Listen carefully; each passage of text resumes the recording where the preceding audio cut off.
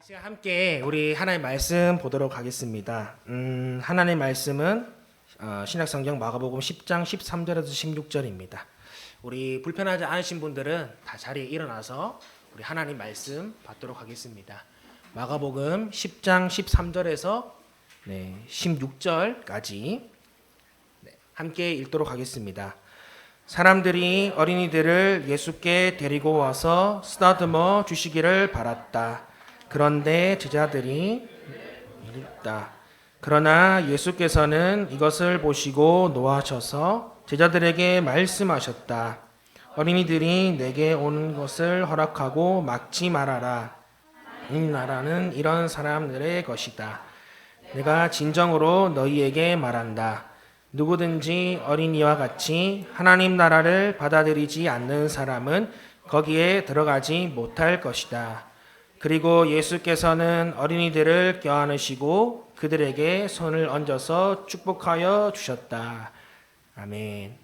네, 이 시간 우리 특별히 어린이들 청소년부 좀 찾아가셔서 5명 이상 축복할 때 너는 하나님 나라의 보물이야 이렇게 좀 축복해 주셨으면 좋겠습니다. 네, 함께 인사하도록 할게요. 네, 너는 하나님 나라의 보물이야. 네, 우리 어른들이 먼저 좀 찾아가셔가지고 우리 아이들 또 동성이면 안아주시고 이렇게 많이 축복해 주시길 바랍니다. 네, 현우도 하나님 나라의 보물입니다. 네, 윤우도 하나님 나라의 보물이에요. 네, 우리 아이들. 네, 우리 말씀 듣기 앞서서 다음 주는 어버이 주일인데 우리 목사님께서 꼭 이것만큼은 광고해 달라고 하셨습니다. 뭐냐면 아까 앞에 나왔던 오식 감사. 네, 저도 지금 13번까지가 적었거든요. 네, 여러분들 아직 안 적으신 분들은 지금부터 우리 아버지께 또 감사할 것들 50까지 꼭 채우셔가지고 이번 주에 꼭 읽어 드리면 좋을 것 같습니다. 네, 이번 어린이날 우리 친구들 많이 아쉬웠을 것 같아요. 좀 날씨가 좋고 이러면 밖에 나가서 좀 뛰어도 놀고 자연도 좀 경험하고 뭐 놀이동산도 가고 이렇게 해야 되는데 비가 너무 많이 와가지고 우리 친구들 제대로 다 못 놀았던 것 같아요. 어제 제가 인터넷 어떤 사진을 봤는데 약간 뭐 잭팟 터졌다고 하는 뭐 이런 그 제목인 거예요. 뭐냐면 에버랜드 갔는데 비가 와서 아무도 안 온 거예요, 사람이. 그래서 한 4시쯤인가 비가 그쳤는데 들어가니까 아무도 없어가지고 막 신나게 놀았다라는 뭐 이런 뭐 눈치 게임에서 승리했다 뭐 이런 내용들이 있었거든요. 어쨌든 우리 어린이 친구들 며칠 동안 비 와서 제대로 못 놀았는데 오늘 오후에 또 우리 선생님들이 재밌는 게임 많이 준비했으니까 신나게 놀고 또 돌아가셨으면 좋겠습니다. 이번 어린이날 100일째는 돼요. 1923년에 시작해서 또 지금까지 와가지고 101년째 되는 날인데 잘 알듯이 어린이날은 아동 문학가이자 또 독립운동가였던 소파 방정환 선생님에 의해서 만들어졌습니다. 1923년 5월 1일에 어린이 문화단체인 색동회, 우리 색동옷 있죠, 색동저고리, 그걸 이름 따가지고 색동회라는 조직을 만들고 또 그와 동시에 5월 1일 날 어린이날 첫 행사를 가졌거든요. 그때가 처음 우리나라에서 어린이들을 위한 특별한 행사로 가졌던 첫 큰 행사였다고 하더라고요. 그래서 이 행사를 또 하게 되었고 또 그 해에는 월간 어린이라고 그때 처음 어린이라는 단어를 좀 이렇게 사람들에게 많이 알리게 되었어요. 저는 처음에 이 방정원 선생님이 어린이라는 말을 만든 줄 알고 봤는데 아니더라고요. 원래 그 말은 17세기부터 있었어요. 그러니까 한자로 비유라는 그런 단어가 있는데 이걸 언해, 그러니까 해석해서 한글로 쓴 번역본이 있는데 거기에 그 비유라는 단어를 어린이라고 번역한 내용이 있거든요. 근데 그 어린이라는 단어가 잘 쓰이지 않다가 이 방정원 선생님이 월간 어린이라는 잡지를 만들게 되면서 비로소 우리가 지금 친숙하게 알고 있는 그런 어린이라는 단어로 발전하게 되었습니다. 이게 매년 10만 부가 팔렸어요. 근데 이게 얼마나 많이 팔린 거냐면 당시 서울 인구가 30만 명이었거든요. 서울 인구 30만 명이면 뭐 다른 지역은 말할 것도 없겠죠. 근데 그렇게 적은 인구를 가졌음에도 불구하고 이 매년 10만 부 이상 팔렸다는 게 얼마나 이 잡지가 큰 인기가 있었는지를 우리가 실감할 수 있습니다. 그렇게 1923년 5월 2일부터 해서 매해 행사가 거듭할 때마다 이 어린이 행사가 엄청 커지는 거예요. 그러다가 36년인가 그때 39년에 일제 탄압으로 인해 가지고 뭐 우리 국사 배웠던 분들은 아시죠? 뭐 문화 통치, 무단 통치하는 그 민족 말살 정책 하는 그 시기 때 그때 이 어린이날도 어떻게 보면 아이들에게 민족 정신을 고취시킬 수 있는 위험이 있다라고 해가지고 이 행사를 폐지시켜 버려. 그래서 해방될 때까지 아예 못 하거든요. 그러다가 1946년 5월 첫째 주 일요일 주일날 이 행사를 다시금 할 수 있게 됐는데 바로 이 날이 우리가 어린이날을 알고 있는 5월 5일이에요. 5월 5일. 그래서 이 날짜를 다음에도 헷갈리니까 매년마다 바뀌니까 5월 5일로 고정하고 쭉 지나다가 1975년 그때 우리가 아는 법정 공휴일 빨간 날로 지정되게 되었다는 게 이 어린이 날의 유래입니다. 이렇듯 이 방정원 선생님은 33살의 젊은 나이죠. 네, 젊은 나이에 세상을 떠나기까지 어린이를 위해서 살았습니다.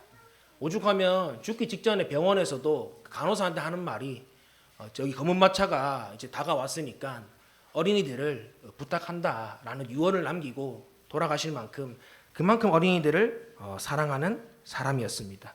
도대체 무엇이 이 젊은 청년으로 하여금 어린이를 향한 끝없는 사랑과 헌신을 하게 했을까요? 1923년 5월 1일 첫 어린이날 행사에 이렇게 전단지로 뿌렸던 어린이 선언문 내용이 있거든요. 그 내용이 어떻게 보면 오늘 방정환 선생님이 어린이를 향한 그 마음이 다 담겨 있다고 할 수 있는데 그 내용을 좀 갈무리해서 만들어 놓은 거를 보니까 그 부산 교육청에서 이렇게 게시물로 예전에 올려놨더라고요. 제가 그거를 인용해서 한번 읽어드리겠습니다. 여러분 설교 노트에도 있어요. 제가 읽어드릴게요. 어린이는 어른보다 한 시대 더 새로운 사람입니다. 어린이의 뜻을 가볍게 보지 마십시오. 싹을 위하는 나무는 잘 커가고 싹을 짓밟는 나무는 죽어버립니다. 우리들의 희망은 오직 한 가지, 어린이를 잘 키우는 데 있습니다. 희망을 위하여, 내일을 위하여 다 같이 어린이를 잘 키웁시다. 방정원 선생은 소망이 없는 일제감정기 시대에 언제 해방될지 모르고 정말 소망이 없는 이 땅 가운데 그래도 이 죽어가는 조선 땅을 살릴 유일한 방법이 다름 아닌 다음 세대 우리 어린이들을 잘 키우는 것에 있다고 확신하고 믿었죠. 당시 어린이를 부르는 호칭이 우리는 어린이라고 부르지만 이렇게 불렀대요.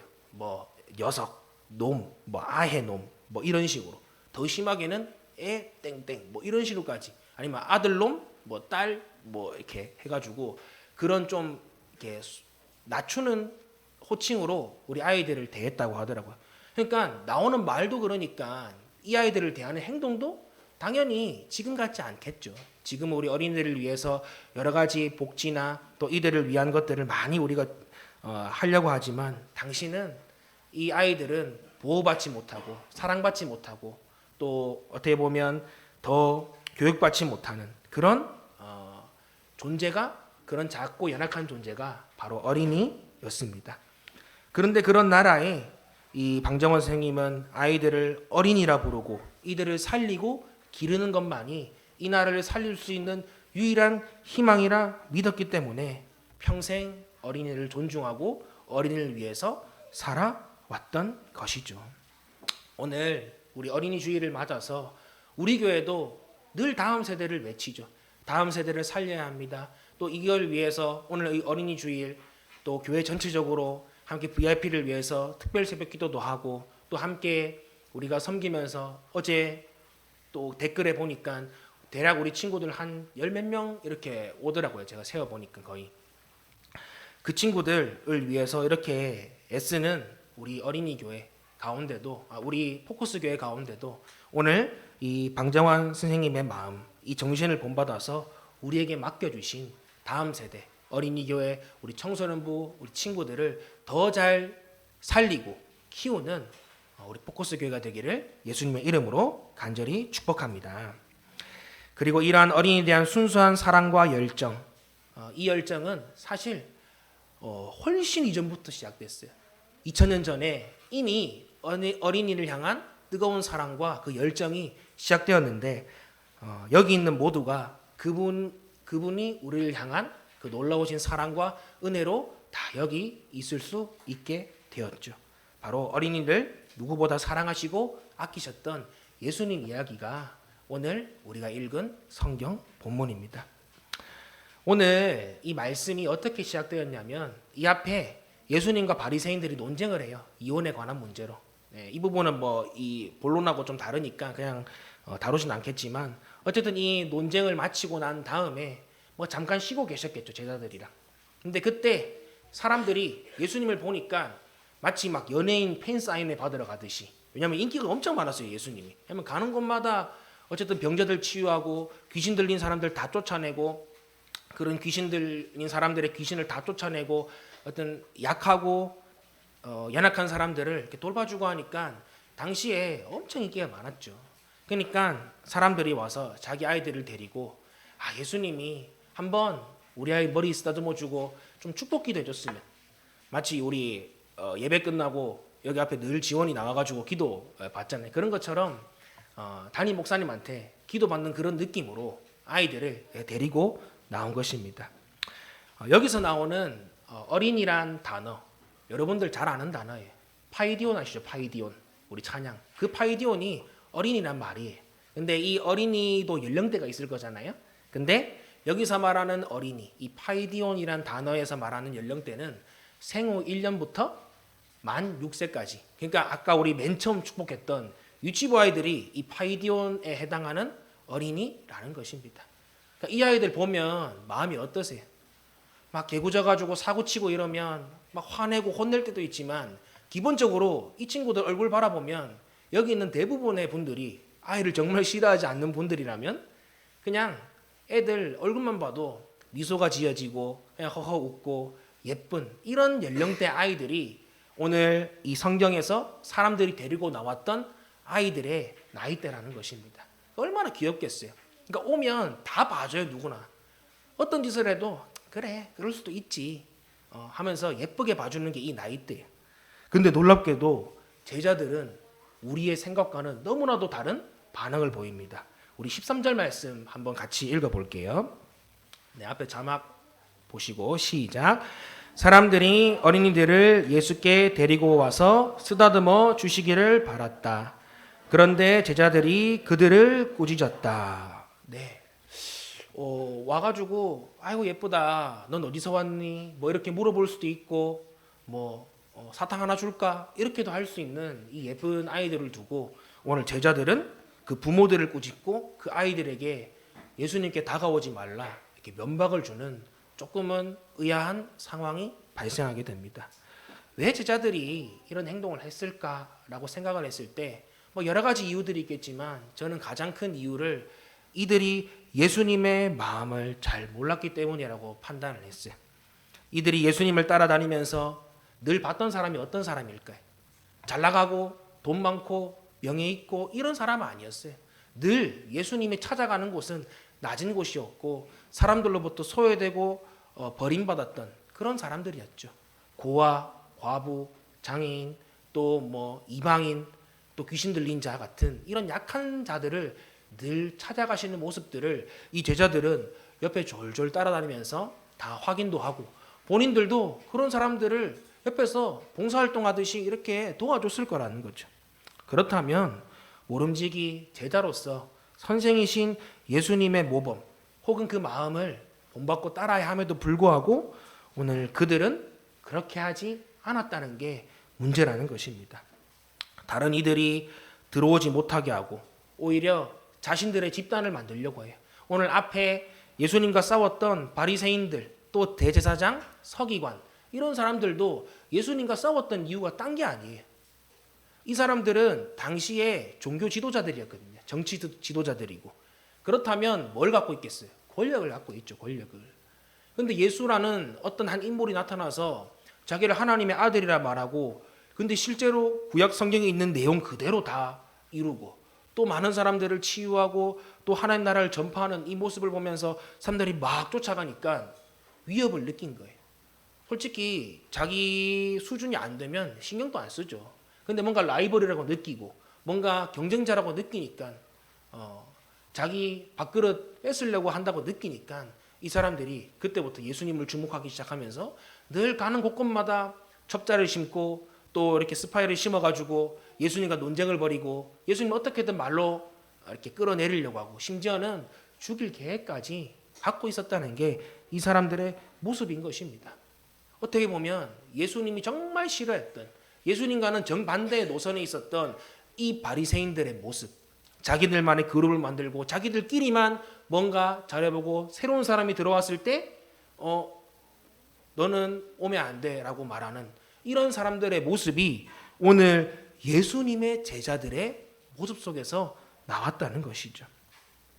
사랑하는 성도 여러분, 오늘날 예수 그리스도의 사랑으로 모인 교회, 또 이 자리에 앉아있는 우리 자신에게는 이러한 모습이 있는지 한번 돌아보았으면 좋겠습니다.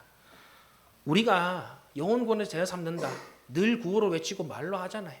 근데 정작 우리의 마음의 중심이나 우리가 보이는 여러 가지 VIP들에 대한 태도나 우리의 행동들은 그렇지 않을 수도 있다는 거죠. 마치 제자들과 같이 팔짱을 끼고 누가 예수님 근처에라도 오면 한눈 딱 치켜뜨면서 애들은 가라, 뭐 이런 식으로 해서 쫓아내는 모습들이 우리의 모습이 아닌지 우리는 한번 돌아보아야 할 것입니다.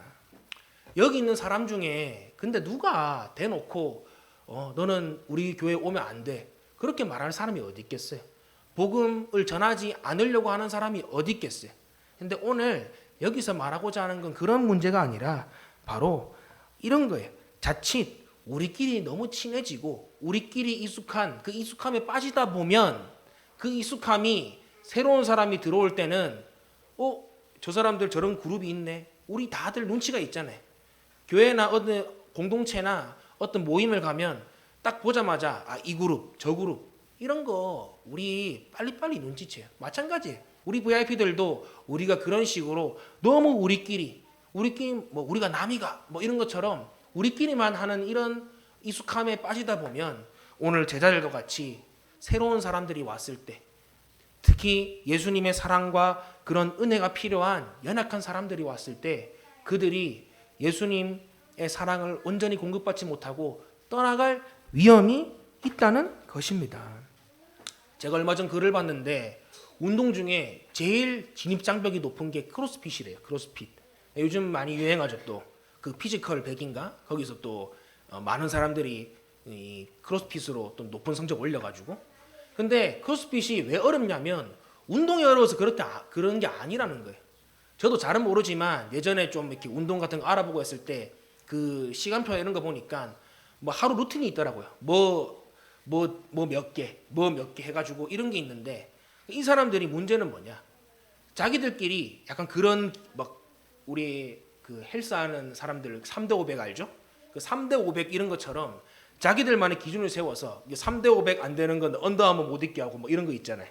그런 것처럼 자기들만의 크루를 만들어 가지고 새로운 사람 왔을 때 막 약간 좀 이렇게 뻐긴다는 거죠.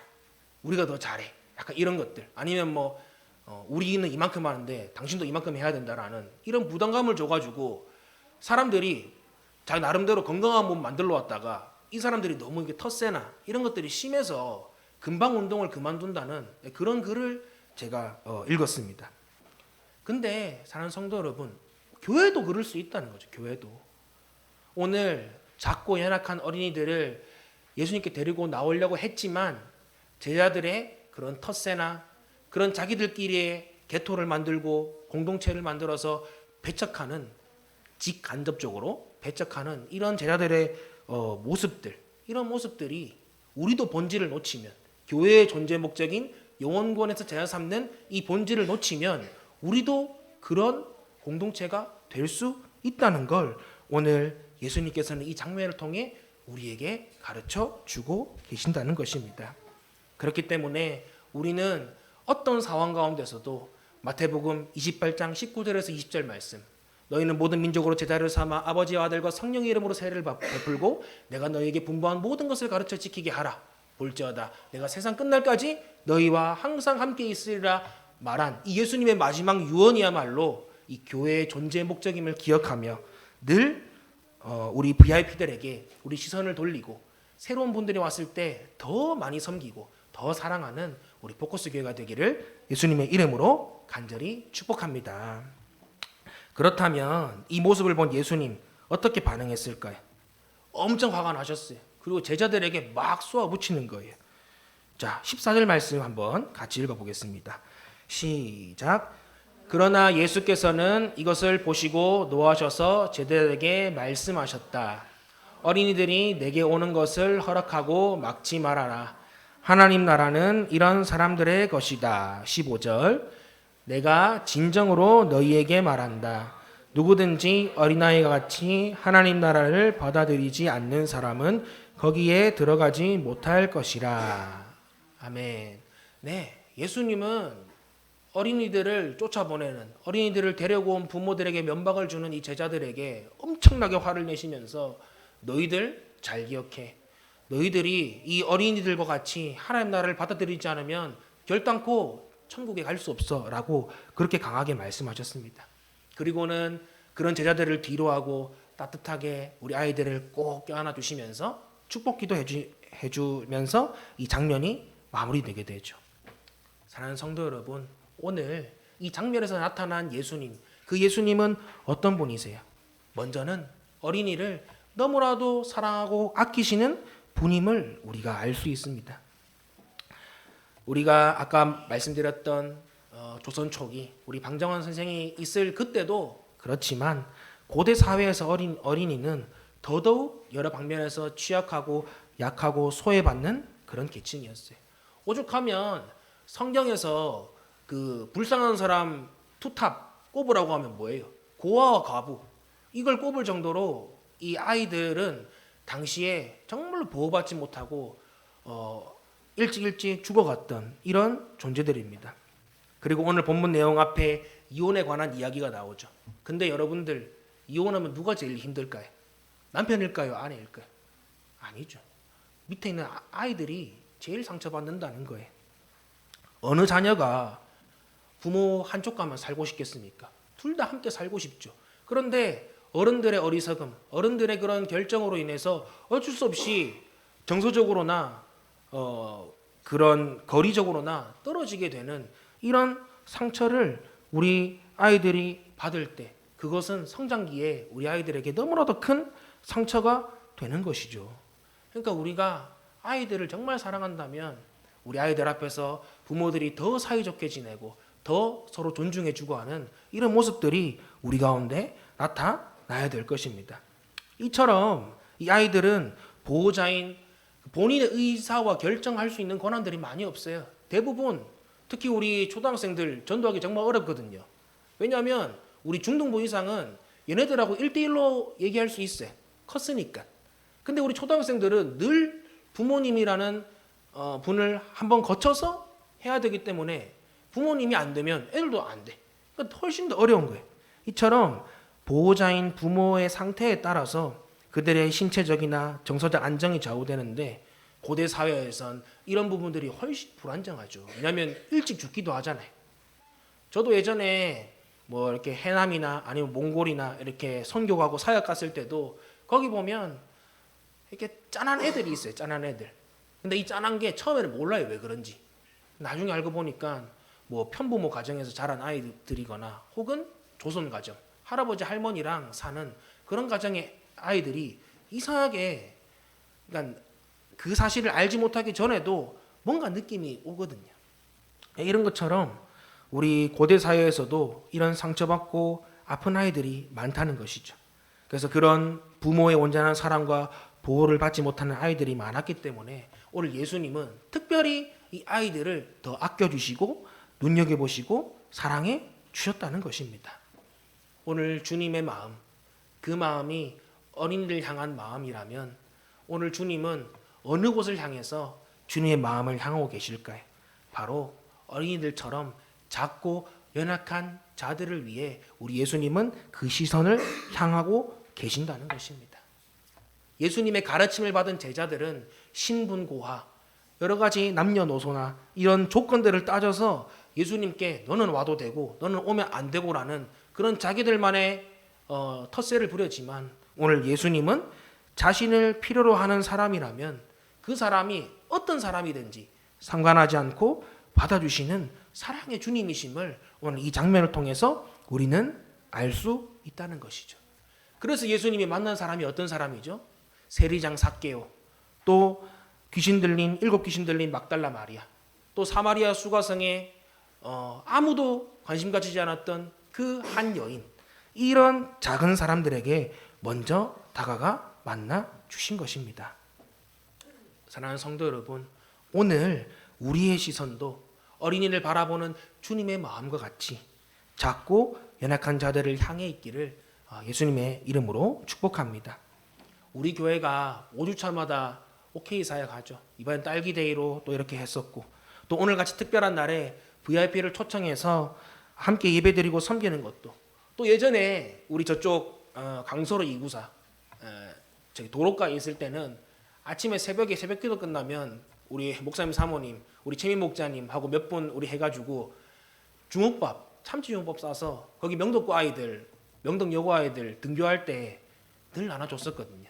그때 이제 저쪽 화곡동에 있는 강서교회에서 쌀 지원 받아가지고 그거 아침마다 우리 만들어서 아이들 나눠주고 섬겼던 이런 모든 것들, 이런 것들 안에 바로 오늘 어린이를 향한 주님의 마음, 그 사랑들이 다 담겨 있는 것입니다. 그리고 우리가 좀 누구 돌아보려면 마음에 여유가 있어야 되잖아요. 우리 오감일기 점점 줄고 다른 사람 못 돌아보는 큰 이유가 뭘까요? 우리 살기 힘들어서 그렇죠. 여유가 없기 때문입니다. 여유가 있으면 그런 거 쓸 수 있죠. 근데 여유가 없으니까 삶의 마음의 여유, 여러 가지 경제적인 여유, 그런 것들이 없으니까 우리가 더 감사하지 못하고 더 다른 사람들을 돌아보지 못하는 거예요. 왜요? 내 인생 챙기기 바쁘니까. 그렇기 때문에 우리가 무엇이든 좀 자세히 보고 좀 돌아보고 누군가를 섬기려면 우리 마음에 여유를 가져야 되죠. 영적인 것도 마찬가지입니다. 우리가 먼저 주님의 사랑으로 채워져 있을 때라야 비로소 주님의 눈으로 주변 사람들을 볼 수 있는 영적인 여유들이 생긴다는 것이죠.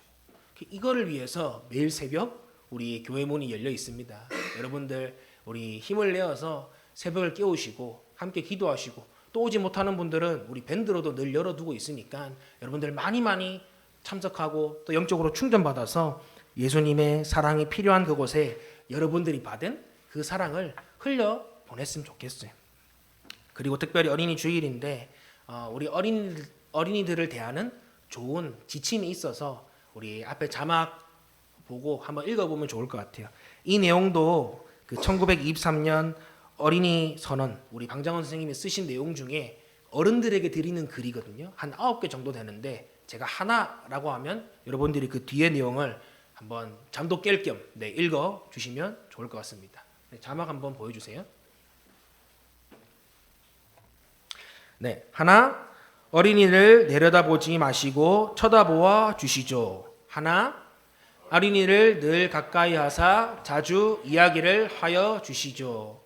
하나, 어린이에게 경어를 쓰시되 늘 보드랍게 하여 주시오. 하나, 이발이나 목욕, 의복 같은 것을 때맞춰 하도록 하여 주시오. 하나, 잠자는 것과 운동하는 것을 충분히 하게 하여 주시오. 하나, 산보와 원족 같은 것을 가끔 시켜 주시오. 하나, 어린이들을 책망하실 때에는 쉽게 성만 내지 마시고 자세히 타일러 주시오. 하나, 어린이들이 서로 모여 즐겁게 놀만한 놀이터나 기관 같은 것을 지어 주시오. 하나, 대우주의 뇌신경에 말초 어린이에게 있지 아니하고 젊은이에게도 있지 아니하고 오직 어린이 그들에게만 있는 것을 늘 생각하여 주시오. 마지막 말은 제가 무슨 말인지 이게. 근데 한마디로 말하면 제가 해석하긴 그거예요. 애들한테 무한한 가능성이 있다는 걸 말하고 싶었던 거예요. 그걸 있으니까 우리 아이들을 잘 키우라는 그 말이 오늘 이 얘기에 담겨 있습니다. 진짜 맞는 말만 하시지 않나요? 이 오은영 선생 이전에 100년 전에 이미 방정원 선생님이 다 솔루션을 제시해 주셨어요. 제가 예배 후에 이 전문을 밴드에도 한번 올려드릴 테니까 우리 자녀 키우는 분들 또 우리 교사들도 그렇고 우리 어른들은 한번 읽어보시고 이런 부분들 정말 우리나라에도 앞서가지고 아이들을 위해 이렇게 앞선 생각과 뜻을 가진 사람이 있었구나 좀 알면서 우리 아이들 도와주면 더 큰 도움이 될 것 같습니다. 어쨌든 그렇게 예수님께서 제자들을 꾸짖고 어린이들 받아 주셨죠. 껴안아주시고 축복해 주셨어요.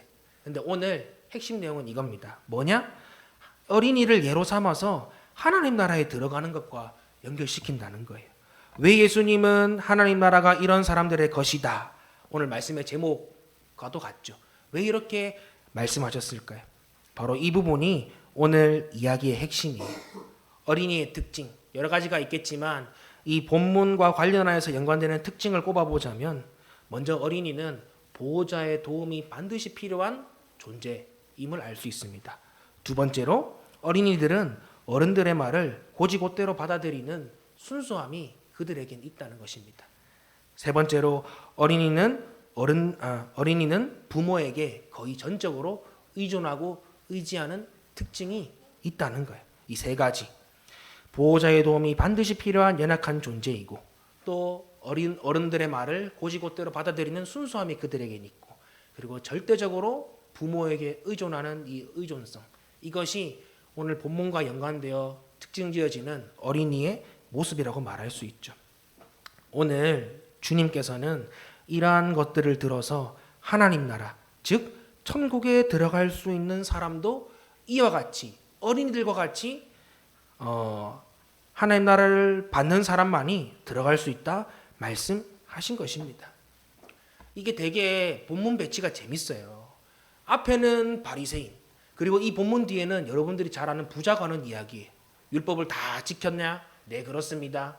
그러면 너 한 가지 안 한 거 있는데 그거 할래? 예수님 뭐예요? 너 가지고 있는 재산 다 팔아서 이웃들에게 나눠주고 나를 따라라. 어떻게 했을까요? 못 따랐어요. 근심하고 돌아갔다고 했거든요.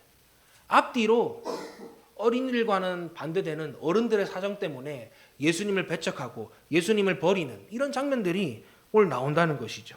바리새인들 예수님이 하나님의 아들이라는 증거들이 수두룩 빽빽함에도 불구하고 자기들의 권력 때문에 그런 기득권을 유지하기 위해서 예수님을 받아들이지 않았습니다. 부자 청년 모든 율법을 다 지켰지만 재물에 대한 욕심 때문에 예수님을 끝내 따르지 못했죠. 제자들을 포함해서 이 모든 부류들은 어린이와 같이 자신의 연약함, 나는 주님 없으면 살 수 없는 존재라고 하는 이렇게 연약함들을 인정하지 않았습니다. 또 예수님보다 돈, 명예, 인간관계 같은 것들을 더 중요하게 여기고 예수님을 있는 그대로 받아들이기는커녕 내가 원하는 예수님, 내 입맛에 맞게 예수님을 막 조리하는 거예요. 그리고 이 예수님은 진짜 예수님이고 성경에 나온 다른 예수님, 내 가치관과 생각과 반대되는 예수님은 몰라, 이분 누구지 하면서 버리는 모습들이 바로 제자들 그리고 앞절에 나온 바리새인들 뒤에 나오는 이야기에 나오는 부자 젊은 관원 이 세 부류의 사람들이 다 이런 식으로 예수님을 따르지 못했다는 것입니다. 그 결과가 어떨까요? 바리새인들은 끝내 예수님을 십자가에 못 박았습니다. 제자들은 어떻게 했을까요? 제자들은 예수님 버리고 도망쳤죠. 결정적인 순간에. 부자 관원은 끝내 예수님을 따르지 못했습니다. 사랑하는 성도 여러분, 오늘 주님이 우리에게 말씀하시고자 하는 게 이 포인트예요. 여러분들 교회 오래 다니고 신앙생활 오래 하면서 오늘 이 어린이와 같이 예수님을 있는 그대로 받아들이는 그 순수한 마음, 하나님을 향한 첫 마음이 무뎌지고 흐려지진 않았나요? 우리가 교회 오래 다닌다고 마치 내 신앙이 엄청 성숙한 것 같고 하는 이런 착각 속에 우리가 살진 않습니까? 오늘 주님은 이 어린이 주일을 맞이하여서 우리가 어른이라고 잊어버렸던 주님을 향한 그 순수한 마음들을 다시금 회복하라고 이 말씀을 우리에게 주시는 줄 믿으시길 바랍니다. 우리도 우리 사랑스러운 우리 아이들처럼 정말로 순수하게 다시금 주님을 바라보고 이 땅에서 진짜 천국을 받아들이며 살길 원하고 계시거든요. 그렇다면 우리가 마지막으로 우리도 어린이와 같이 이 하나님 나라를 잘 받아들이기 위해서 어떻게 살아야 할까? 우리의 결론을 내렸으면 좋겠어요. 첫째는 뭐냐면 나의 연약함을 인정하고 예수님을 내 삶의 주인으로 모셔야 한다는 것입니다. 오늘 이야기에 나오는 어린이, 예수님이 먼저 손 내밀어 주기 전까지는 이 아이들은 결정할 수 있는 권한이 없어요. 그냥 가만히 있어야 돼요. 어른들의 사정에 따라서 이 아이들이 용납되냐 거절당하냐 라는 기로에 서 있는 거예요. 그만큼 작고 연약한 존재들. 만약에 예수님이 안아주시고 받아주시는 그 따뜻한 손길이 없었다면 이 아이들은 그 어린 시절 큰 거절의 아픔과 트라우마를 겪었어야 했을 것입니다. 근데 우리 인생도 이와 같지 않습니까? 내가 원하고 내가 바라는 대로 우리 인생이 흘러간다기보다는 많은 외부적인 요인들 때문에 우리의 삶이 마치 등 떠밀듯이 어떻게 하다 오다 보니까 지금까지 왔네라고 생각되는 그런 경우들이 너무 많다는 거예요. 그리고 그 가운데 때로는 나 그만하고 싶어. 나 이제 너무 벅차. 이제 좀 안 하고 싶다라고 생각되는 그런 벅차고 외로운 때가 우리에게 찾아오기도 하죠. 그런데 오늘 예수님은 그런 아이들을 안으시고 축복 기도해 주시는 것처럼 우리를 버리지 않으시겠다 말씀하고 계십니다. 우리 요한복음 14장 18절 말씀 한번 자막 있으면 보여주실래요? 없나요?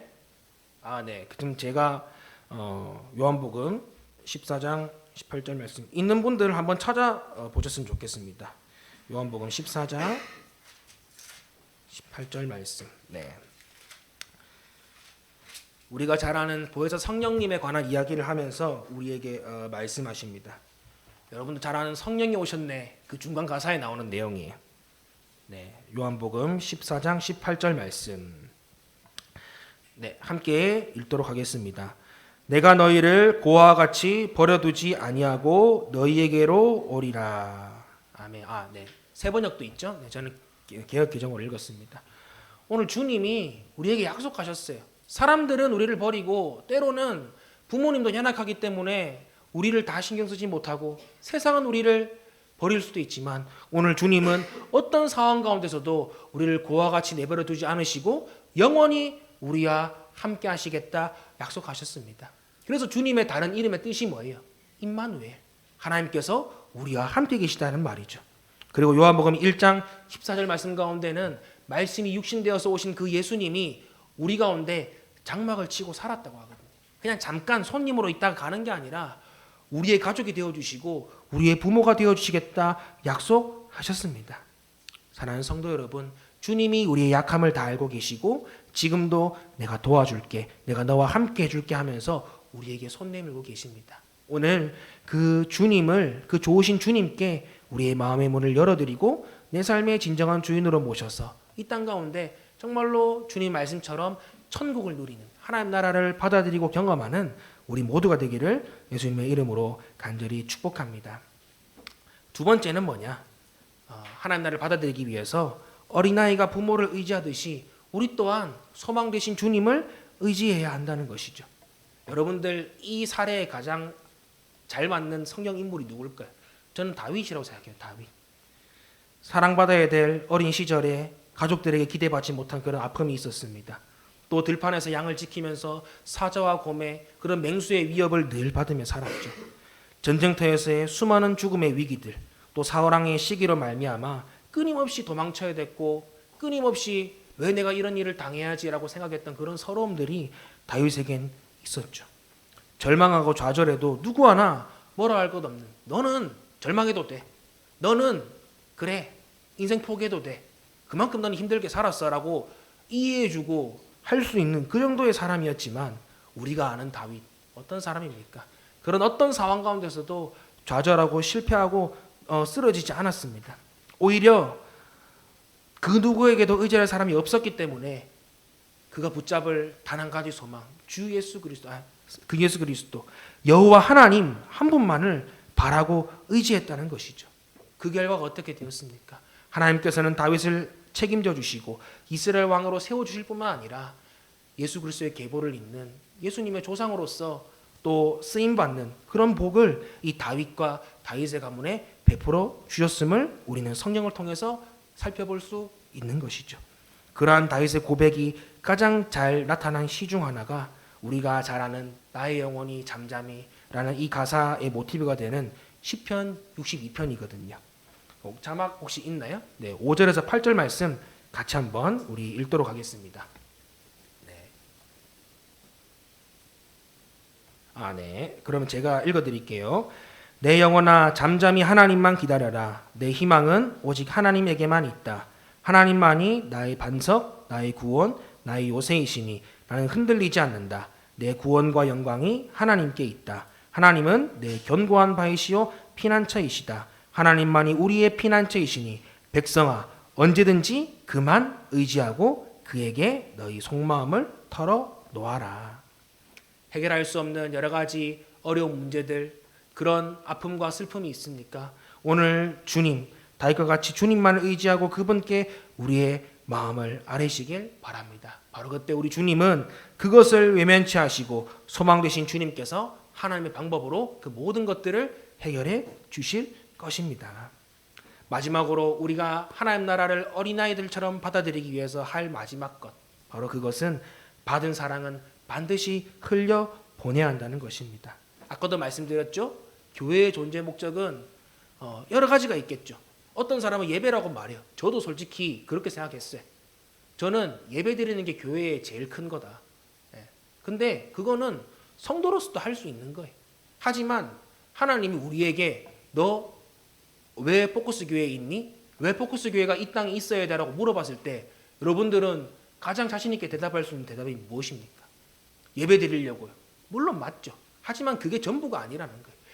교회의 존재 목적이라는 이 좁은 틀로 우리가 봤을 때 필터를 거쳐서 교회의 존재 목적이라고 했을 때는 가장 큰 것은 예수님이 우리에게 남겨주신 마지막 유언 마태복음 28장 19절 20절 말씀에 근거해서 교회의 존재 목적은 바로 영혼 구원하여 제자 삼는 것이야말로 교회의 존재 목적임을 우리는 늘 기억해야 할 것입니다.